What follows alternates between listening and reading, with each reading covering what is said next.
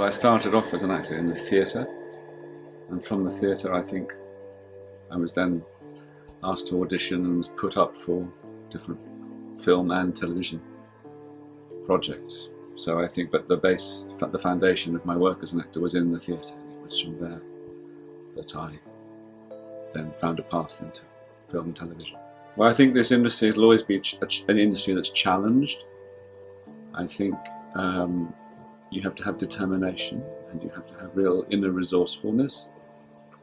If you want to work in the independent sector, it's particularly difficult. So you really have to have a sense of dedication that's like a calling. To do it part-time in a 9-to-5 way just won't work. It has to feel like the only thing you ever want to do. I think goes for most things, but I think to try and get experience on a film, first of all, if it's film you're talking about as an actor or as a technician, the first thing you need is experience. Sometimes you have to do it for nothing and put in long hours and long waiting for nothing, just to be on a set and have your name as part of a credit roll.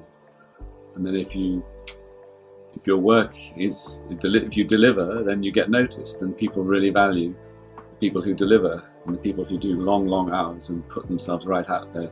They get noticed in the film industry because it's so tough. But you have to be driven by an inner determination, and then I think then you'll probably find that you're noticed, and then the work starts to come. I, from a very young age, had an inherent understanding of cinematic storytelling, and that specifically from a writing standpoint, from how the movies were written. That is, for whatever reason, how my brain processed it. How the characters were introduced, how the conflicts between them were set up, how they played out throughout the movie, how they resolved themselves or didn't resolve themselves throughout the movie, how they manifested in set pieces and sequences that exemplified the conflicts and the themes and the tensions between the characters. For whatever reason, from a very young age, I was able to understand and write those things. And I think, honestly, as an actor, I mostly credit my ability to act through a writing lens. And I think as an actor, I understand what the story needs. I understand how that character needs to affect things, what that character needs to do in order for this story to be told effectively. I don't view my acting as internally as the other actors I work with. I know it, I see it, I talk to them about it all the time. I view it much more from like a big picture, like, okay, here's the role this character plays in the story.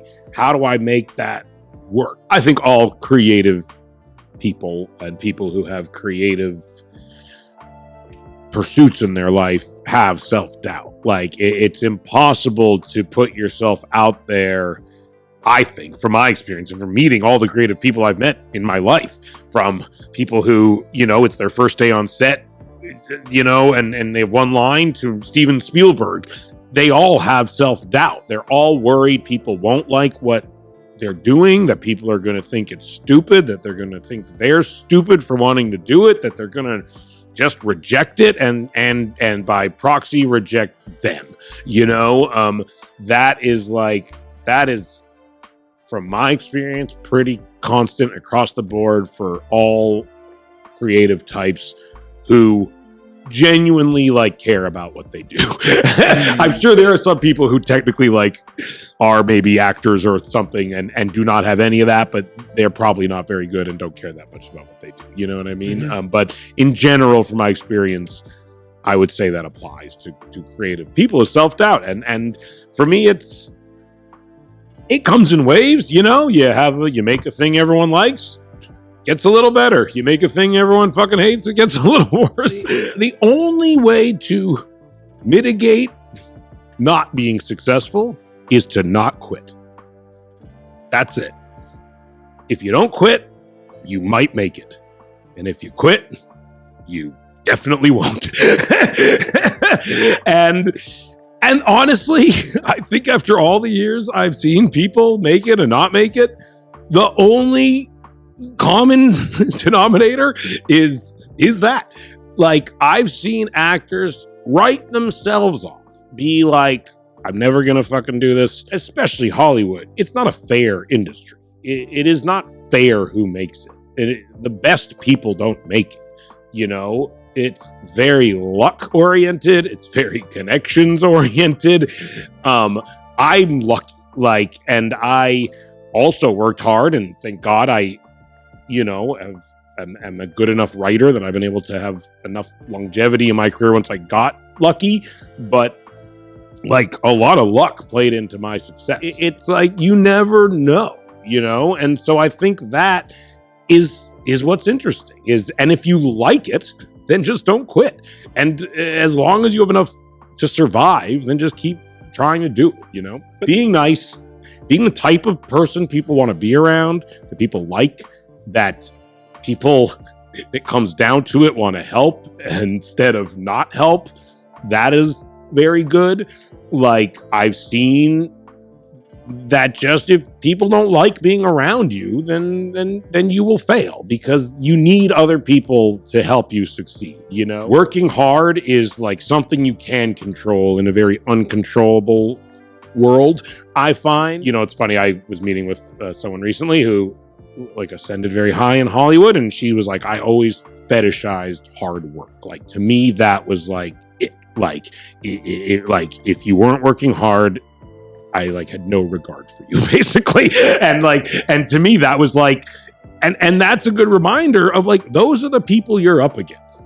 And that was something that I always knew from a young age, was like, I don't consider myself a competitive person, but I knew succeeding in Hollywood was inherently a competitive pursuit.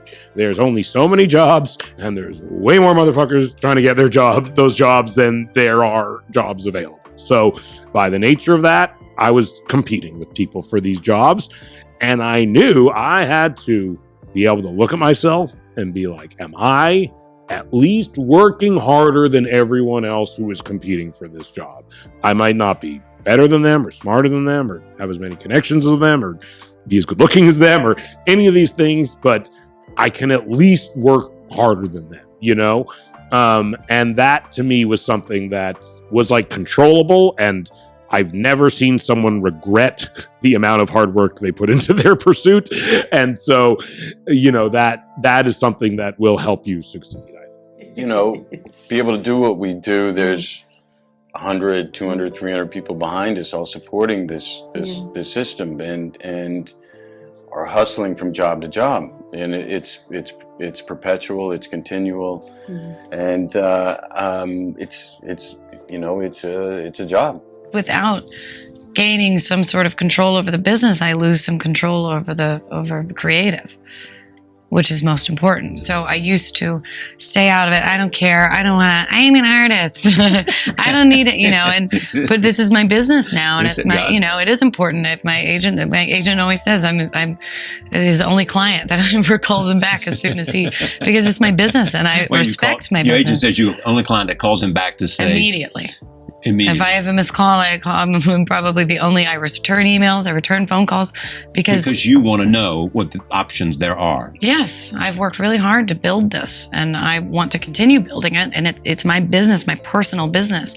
So I don't understand how people do slack. I feel like I'm reacting as things are happening and growing and developing, and you know, making mistakes. Very helpful for that.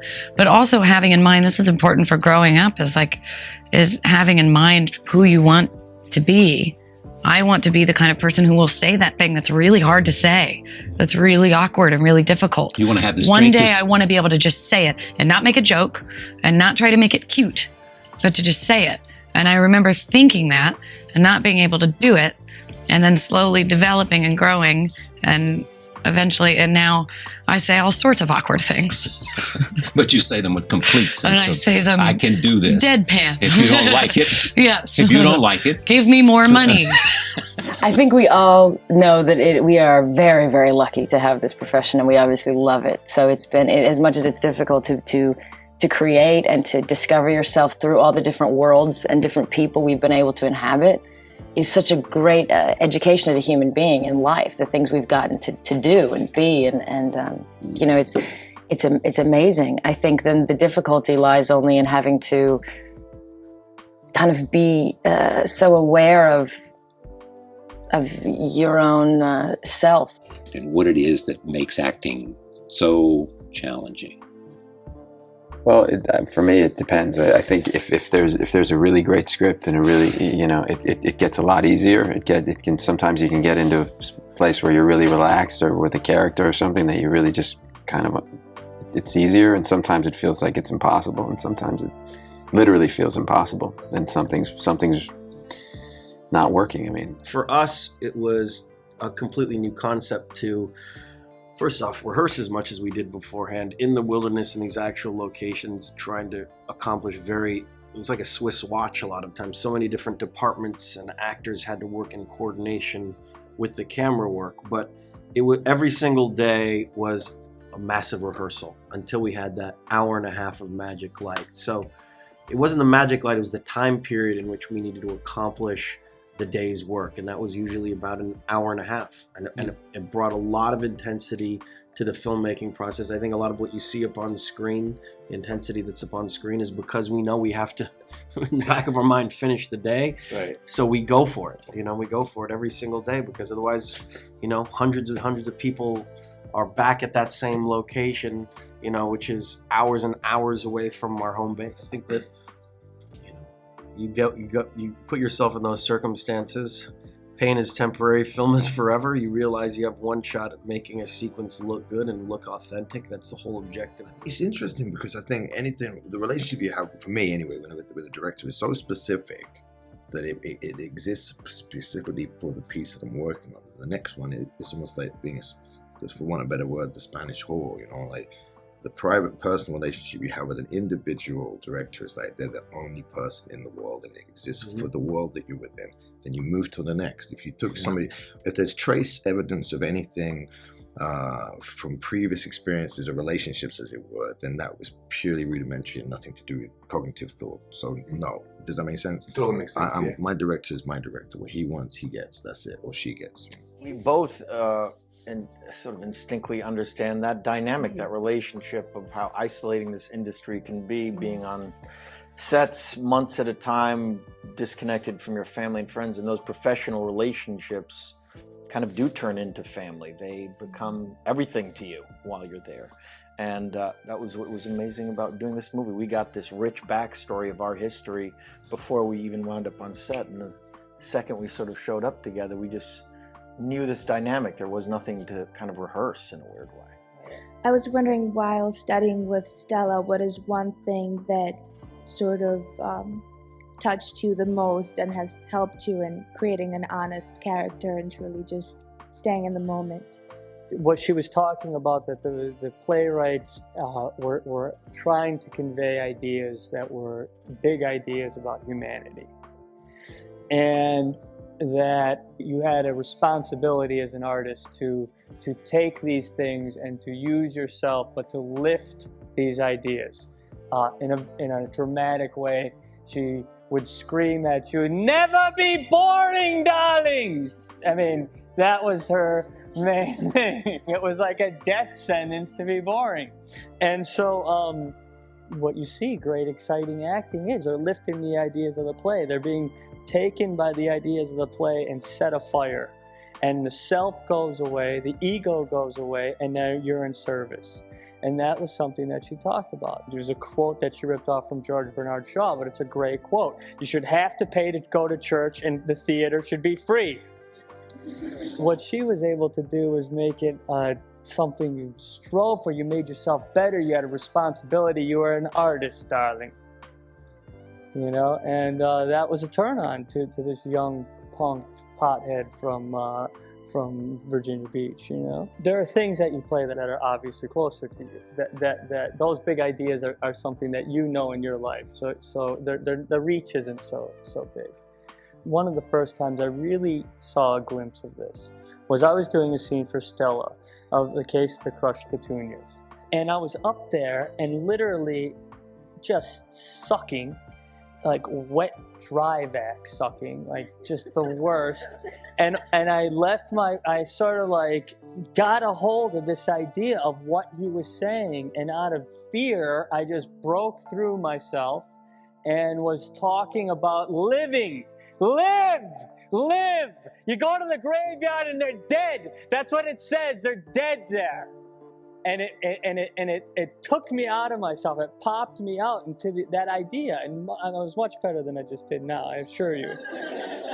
and that was a very simplistic idea of a big idea. That when you go to the graveyard, you look around, and everyone there is dead. And at the end of this life, they're going to throw dirt in your face, man. And so we learn from the graveyard to live.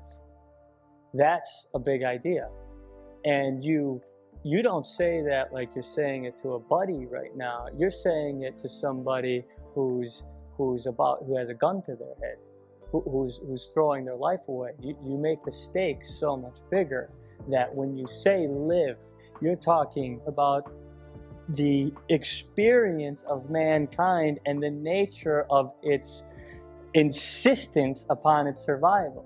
You know, that's how big that's the kind of stuff that you could be doing.